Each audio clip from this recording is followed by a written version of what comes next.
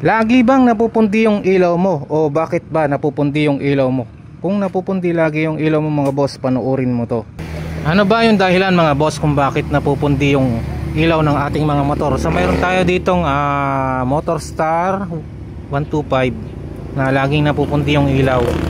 Okay mga boss, so ang dahilan kung bakit nagpupundi ng ilaw yung ating mga motor ay yung kanyang charging system. So meron tayong ginagawang motor, check natin yung kanyang charging system para malaman natin kung ano yung sira or papalitan natin kung bakit siya namumundi ng ilaw, no?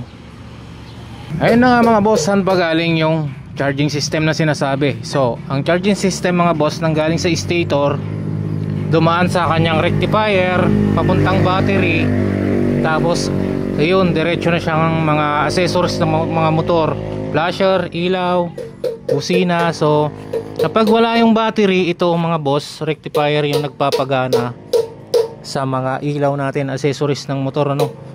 So kahit wala tayong battery, di ba, gumagana yung ating mga flasher, mga ilaw. So ito yung nagpapagana mga boss. Bali siya yung primary na pinagkukunan ng power ng ating motor. So ito yung dahilan kung bakit nagcha-charge yung battery. So paano natin matitest kung okay nga ba yung charging ng ating rectifier? So kailangan natin ng multimeter, no? So paandarin natin yung motor, i-check natin kung ano yung voltahe na pumapasok dito sa ating battery. Kasi kapag sobra yung voltage na nilalabas ng ating rectifier, doon nga napupundi yung accessories ng ating mga motor mga boss, ano? Yung lalo na yung ilaw, headlight, yun. So ayun mga boss, ko paano ba natin masusukat yung voltage na pumapasok sa ating battery or yung voltage na lumalabas sa ating rectifier? Kailangan nga natin ng voltmeter mga boss, no? So paanda rin natin yung motor, isiset natin yung multimeter natin sa DC. Ayan, DC sa 20 20. Tapos dapat umaandar yung motor. Okay, yan na nga mga boss, umaandar na yung motor natin ginagawa. So medyo maingay dito, ano, kasi nandito tayo sa tabing kalsada. So, ito na yung ating voltmeter, nakaset siya sa DC direct current, ano, sa 20. So ilalagay lang natin sa battery yung negative saka yung positive. Nalaglag na. Para matest natin kung ilan yung nilalabas ng rectifier, ilang voltahe baga.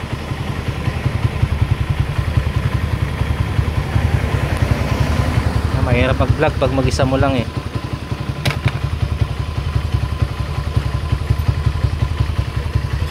Okay, yun mga boss. Diba pag lumampas ng 14 volts yan, ibig sabihin overcharging na siya mga boss, or sobra-sobra yung nilalabas ng ating rectifier. So ito yung ating rectifier mga boss, no? Kailangan hanggang 14 volts lang yung lumalabas dyan. Yun yung normal, diba? So ang gagawin natin para maayos nga natin yung ang ginagawa nating motor mga boss, magpapalit tayo ng rectifier. So mayroon tayong rectifier na TTGR. Ito yung palagi namin ginagamit. Ayan, TTGR na 5 wires.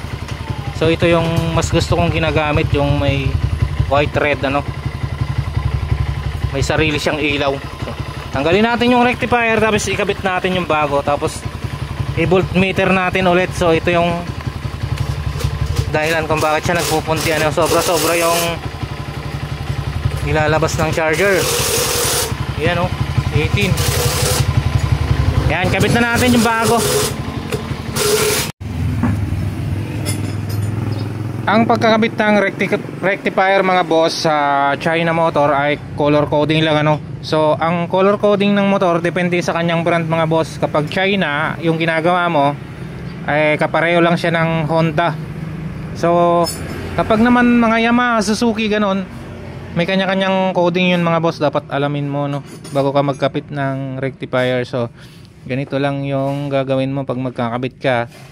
Yung green ay tatap mo sa green, yung red tatap mo rin sa green, ay sa red. Yung black Ayan. Ito, may mali dito mga boss sa ginawa nila, ano. So yung rectifier na ginamit nila ay mayroong controller. Yung black na to mga boss ay controller ng voltage ng rectifier. So hindi nila tinap sa black. Kailangan to tatap nila sa black para maging accurate tong rectifier, ano. Kasi ito yung controller nya. So depende mga boss kung ano yung bibilin mong charger, no. So may dalawang klase kasi yung TTGR na charger, ano. May 5 wire na may black.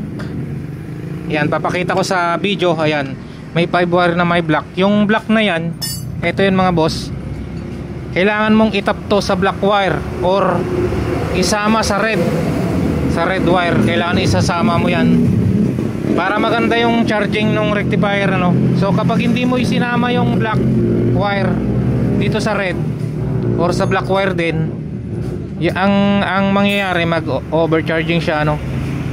So ayan, mayroon ding isang klaseng rectifier na wala siyang black, white and red naman yung kulay.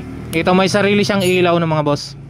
Kapag magkakabit ka ng headlight, pwede kang kumuha ng power dito. So kabit na natin. At ayun na, lagay na natin yung rectifier na TTGR sa ginagawa nating motor, ano. So ang pagkakabit niyan, ganito lang, color coding, no. Ayan, inuulit ko mga boss, ang bawat motor ay may iba-ibang code ng kanyang wire. So kapag China, kamukha siya ng Honda. Tapos yung mga Yamaha, gano'n, Suzuki, may ibang code yun mga boss. So kailangan nyo lang alamin bago nyo ikabit tong rectifier. So itong white red na to ay para sa ilaw, kaya hindi ko na kinabit kasi naka-battery operated yung kanyang mga ilaw, no, LED.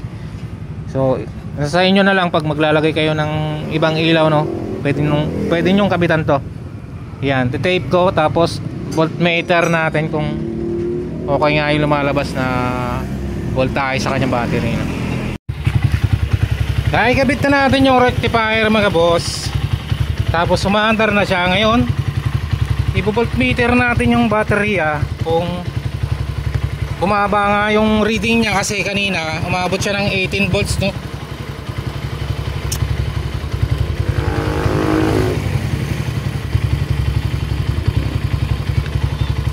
Ayan mga boss, so ito na siya ngayon. Yan, maandar yung ating motor. Yan, namatay, naubusan ng gas. Kaya mga boss, nilagay ko yung tangke kasi naubusan siya ng gas, no. Ngayon yung tuloy natin yung pagsukat ng kanyang voltahe. So lagay natin yung negative sa negative at positive sa positive, di ba? At ito na nga siya mga boss, no. 1443.